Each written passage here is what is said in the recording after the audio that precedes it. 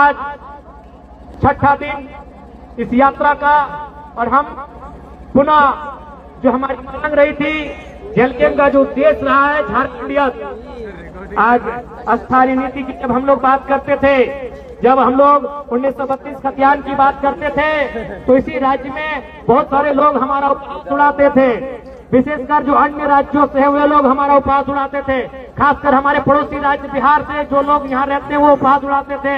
लेकिन आज वो देख सकते हैं बिहार राज्य में भी वहाँ के नौजवान में डोमिसाइल पॉलिसी की मांग करने लगे हैं।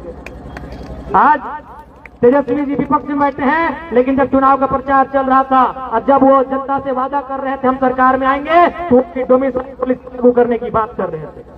इसलिए यदि कोई बिहार किसी भी राज्य के लोगों ने जब हम लोगों को उपहास किया था कि ये किस खतियान की बात कर रहे हैं, ये किस नियोजित नीति की बात कर रहे हैं, ये किस स्थान नीति की बात कर रहे हैं, तो आप भी आकलन कर लें, आप भी अपने आप में झांके। अब आपका राज्य भी डोमिसाइल पॉलिसी है, स्थानीय नीति की बात कर रहा है। क्योंकि जैसे हमारे राज्य में अन्य राज्यों के अभ्यर्थियों का, अन्य राज्य के अधिकारियों का दबदबा बढ़ा है, यह भी सच है। बिहार में भी उत्तर प्रदेश समेत कई राज्य हैं जिनका दबदबा बढ़ा है और आज बिहार खुलकर उनका विरोध करने लगा है। बिल्कुल यही समस्या हर एक राज्य की है। आप केंद्र की नौकरियों के माध्यम से किसी राज्य में आए, किसी की गलती नहीं है। आप बीएसएफ के रूप में, आप सीआईएसएफ के रूप में, आप तमाम नियुक्तियां हैं जो केंद्र नौकरियां हैं, उनके रूप में आप किसी भी राज्य में आए, किसी ने आपका प्रतिरोध नहीं किया है। लेकिन आप किसी राज्य की नौकरियों में दूसरे राज्य के लोग अभी फर्जी तरीके से आएंगे और बहुत भारी संख्या में आने लगेंगे, तो हर एक राज्य विरोध करेगा। क्योंकि उस राज्य का वो मौलिक अधिकार होता है,